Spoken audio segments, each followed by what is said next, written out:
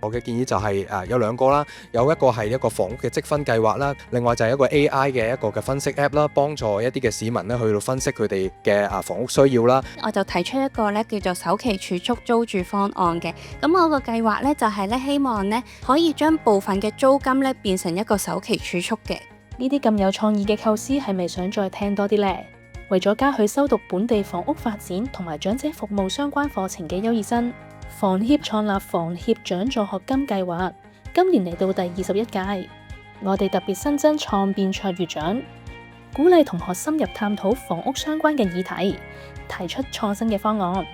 5名同學憑住獨到嘅見解脫穎而出，成功奪得首屆創變卓越獎，連同佢哋本身所得嘅房協獎助學金，每人獲頒港幣5萬蚊作為獎勵。將每一個層級嘅長者佢哋所面對嘅問題呢，就將佢哋逐一去擊破，同埋去提供一個嘅可能創新嘅方案嘅。咁我喺呢度我想帶出嘅就係話，我哋唔係為咗展現科技，而係可以點樣利用科技可以去做到以人為本啦，以預防為本啦，真正咁樣惠及市民嘅生活質素。因為我哋可以結合香港嘅醫療優勢，加上大灣區嘅地大物博優勢呢，去將呢批老人家遷移去大灣區養老。房協由創辦至今一直秉承服務香港社會嘅使命，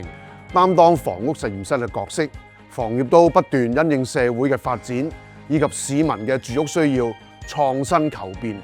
我寄望第一屆創變卓越獎嘅得獎同學能夠將房協呢一個創新求變嘅精神延續落去，為香港創造更多宜居環境同埋共融社區。創變卓越獎一共收到30份提名。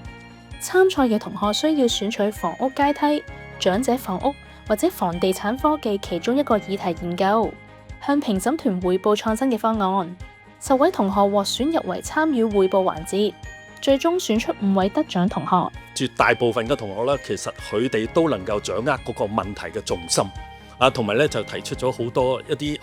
好貼地同埋好創新嘅意念嘅。今屆房協獎助學金計劃一共有100名高等教育院校學生獲獎，當中包括2名獲得樂年神父獎嘅香港大學房屋管理碩士兼讀課程嘅優異生。歷年嚟有超過1700名高等教育院校學生受惠，房協累計頒發超過1300萬港元嘅獎助學金。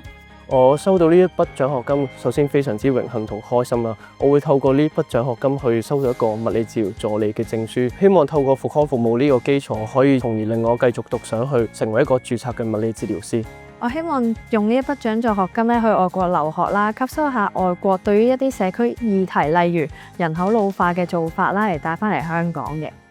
頒獎禮仲有佢，2025年全運會佩劍銀牌得主何思朗依日都嚟到現場。勉勵得獎同學好好把握機會，為實現夢想主動出擊，突破自我。